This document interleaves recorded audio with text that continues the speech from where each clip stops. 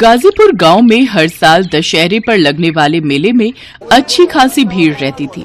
साल में लगने वाले इस मेले का सभी गांव वालों को बड़ी बेसब्री से इंतजार रहता था।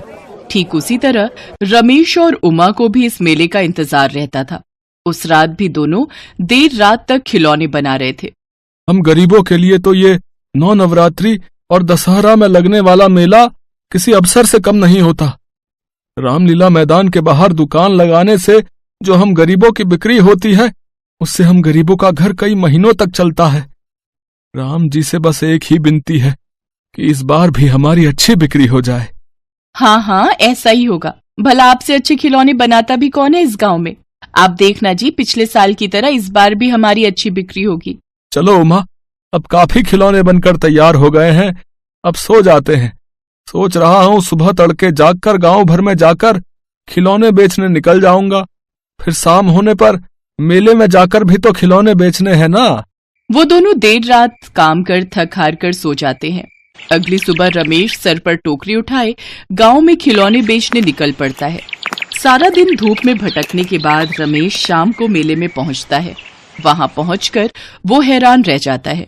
राम मंदिर के बाहर खिलौनों की बड़ी बड़ी दुकानें लगी होती हैं। अरे, राम मंदिर के बाहर तो खिलौनों की बड़ी दुकानें बन गई हैं। कोने में बैठ जाता हूँ, कोई ना कोई ग्राहक तो खरीद ही लेगा। ओए, यहाँ से अपना टोकरा उठा और कहीं और जाकर बैठ। अब यहाँ पर बड़ी दुकानें लगेंगी, तुम यहाँ मंदिर के बाहर बैठकर नहीं बेच सकते। ये जगह खाली करो, यहाँ कोई भी खिलौने वाला नहीं बैठेगा। पिछले कुछ सालों से तो हम मंदिर के बाहर ही बैठकर अपने खिलौने बेचते हैं।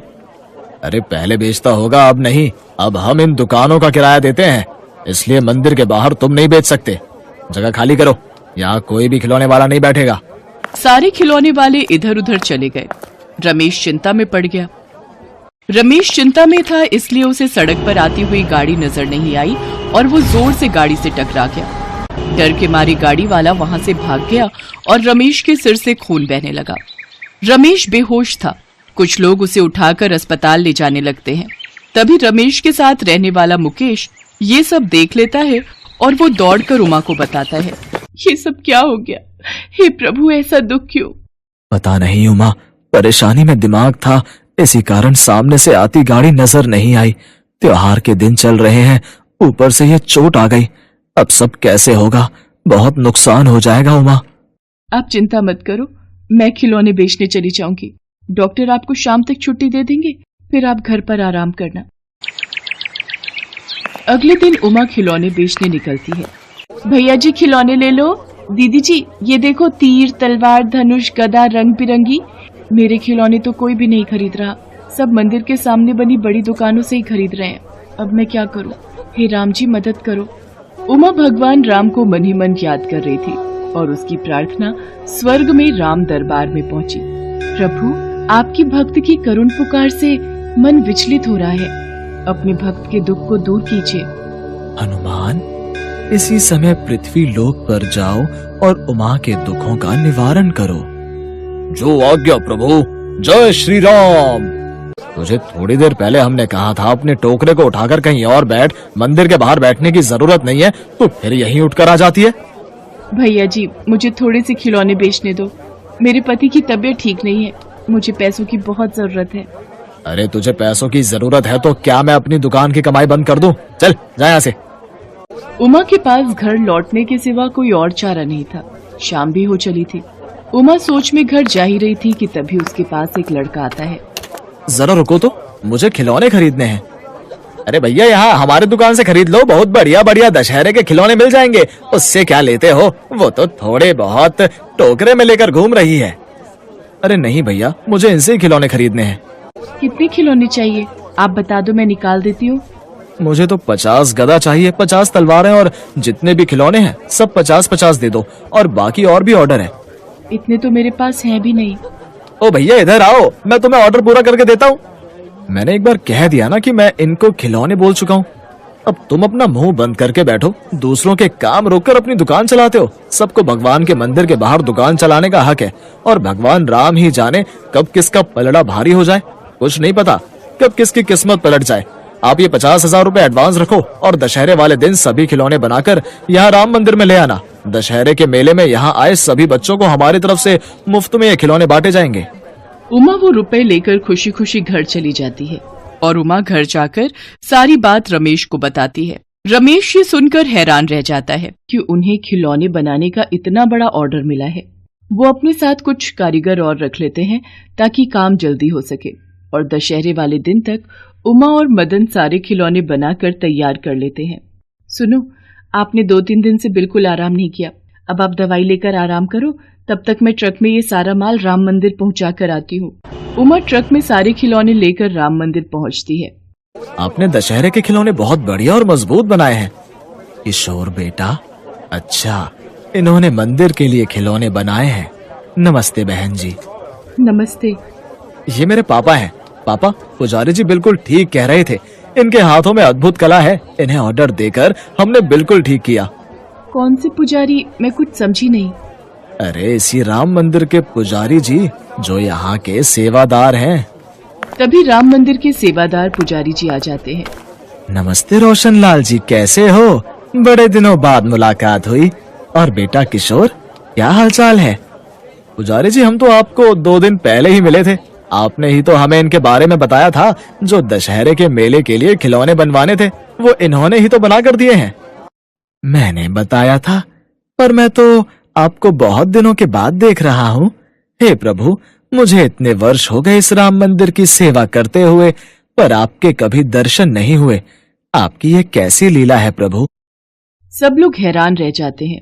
उन्हें यकीन हो जाता है कि हो न हो, उमा पर भगवान राम की कृपा हुई है।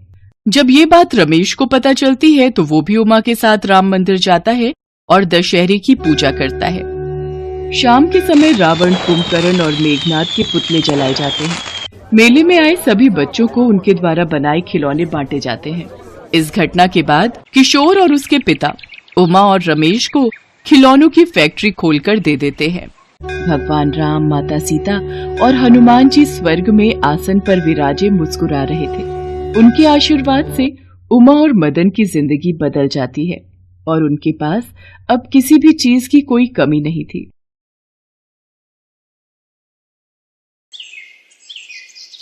जय बजरंग बली, आपकी सदा ही जय हो। हनुमान जी, आप सदैव अपना आशीर्वाद मेरे सर पर बनाए रखना। आपका नाम लेकर ही मैं अपना पानी पूरी का ठेला शुरू करता हूँ। आप मुझ पर अपनी कृपा यूं ही बनाए रखना।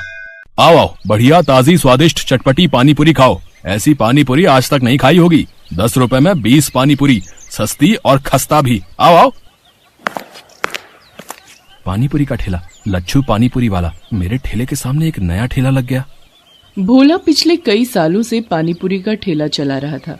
वो हनुमान जी का परम भक्त था और रोजाना हनुमान मंदिर में दर्शन करते हुए वो अपना ठेला लेकर काम पर जाता था।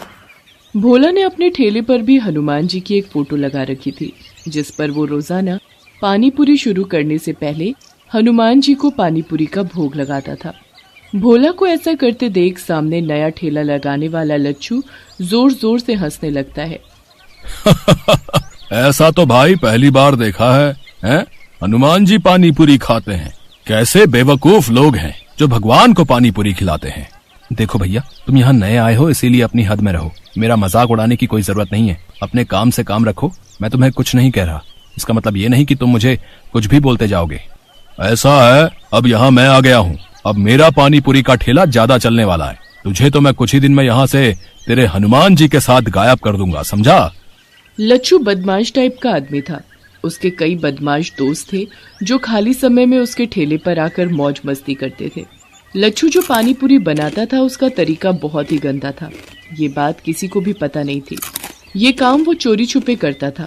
भोला अपनी पत्नी ममता को इस बारे में बताता रहता था।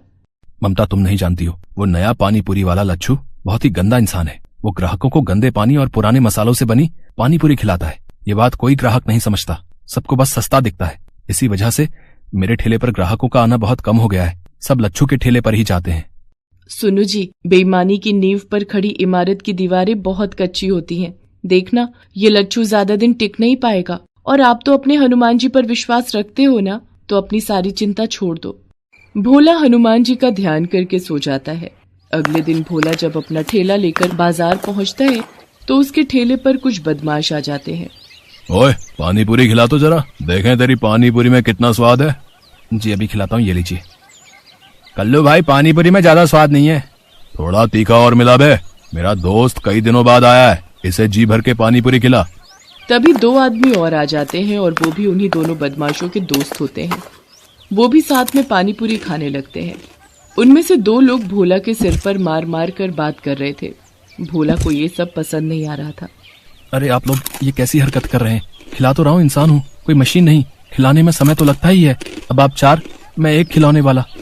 चलो भाई चलते हैं, बस कर बे। अरे अरे कहाँ जा रहे हो? मेरे पैसे तो दे जाओ। कौन से पैसे? अरे तुम लोगों ने जो पानी पूरी खाई है, मैं उसके पैसे मांग रहा हूँ। हमसे पैसे मांगेगा? जा नहीं देते, बोल क्या कर लेगा?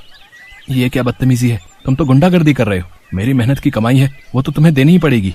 साले हमसे पैसे मांगता है, अभी तुझे बताते हैं। चारों बदमाश भोला को बुरी तरह पीटने लगते हैं और उसका पानी पूरी का ठेला पूरा तोड़ देते हैं।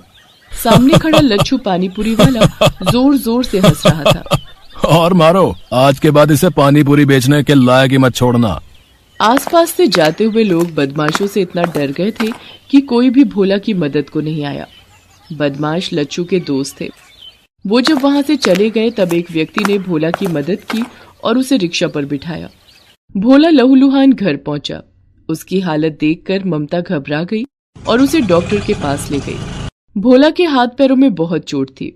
डॉक्टर ने भोला को कुछ दिन आराम के लिए बोल दिया। ममता, ये सब उस बदमाश लच्छू पानी पूरी वाले का ही किया धरा है। हे बजरंगबली, ऐसे पापियों को सजा क्यों नहीं मिलती? अब मैं काम पर कैसे जाऊंगा? भोला अभी ममता से बात कर ही रहा था कि तभी दरवाजे पर दस्तक होती है। कौन है? रुको आती हूँ। अरे रतन तू? प्रणाम दीदी, कैसी हो?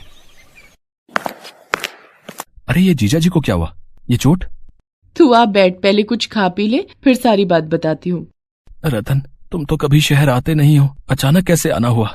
बस जीजा जी, आपसे और दीदी से मिलने का मन था और मुझे शहर में थोड़ा काम भी था। ममता का भाई रतन गांव में रहता है। उसका शहर आना बहुत कम होता है। ममता भोला के साथ हुए हादसे के बारे में रतन को बताती है, जिसे सुनकर रतन गुस्से में आ जाता है। दीदी तुम चिंता मत करो, अब मैं आ गया हूँ। मेरे रहते जीजा जी का काम कोई बंद नहीं कर सकता। कल से मैं पानी पूरी का ठेला लगाऊंगा। देखता हूँ किसमें हिम्मत है जो मुझे वहां से हटा दे। रतन की बात सुनकर ममता और भोला पहले तो थोड़ा घबरा जाते हैं, पर रतन उन्हें समझा देता है। अगले दिन रतन पानीपुरी का ठेला लेकर बाजार पहुंचता है। लच्छू पानीपुरी वाला भोला की जगह रतन को ठेला लगाते देख हैरान रह जाता है। ओहो, तुम कौन हो भाई, जिसमें इतनी हिम्मत आ गई जो मेरे सामने पानीपुरी का ठेला लगा लिया? मेरा नाम रतन है और भोला मेरे जीजा जी हैं। अब से मैं उनकी जगह यहाँ पानीपुरी का ठेला लगाऊंगा।